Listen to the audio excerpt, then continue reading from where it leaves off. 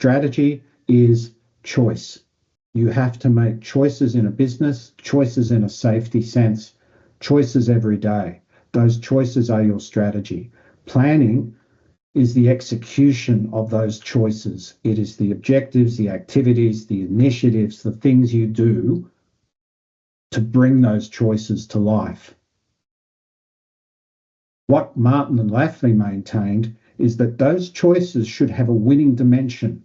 You're not just playing to play, you're playing to win. Now, in the context of safety, we're talking about harm minimization and about people thriving and the company thriving. There has to be some sort of aspiration, back to the points I made before about what's the meaning and the foundational stuff. If you're making choices, you have to be very clear about where you're going to play, what's our playing field, if you like, and where we're not. And in the space of safety, our job is to be the champions of that.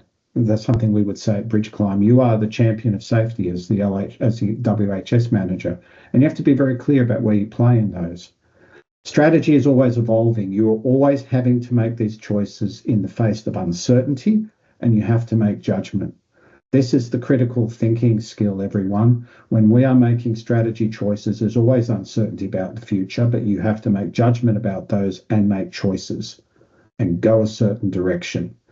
Over to the planning one, and I love that Mark has scratched out strategic planning there, because I share Lafley and Martin's view that strategic planning is a curse upon us all.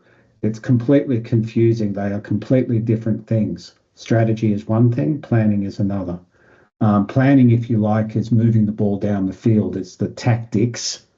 It's the tactics to bring your strategy choices to life. The other thing about objectives and planning is the things that you plan to do are within your control. They are things that you can influence, that you can make something happen in. They're specific.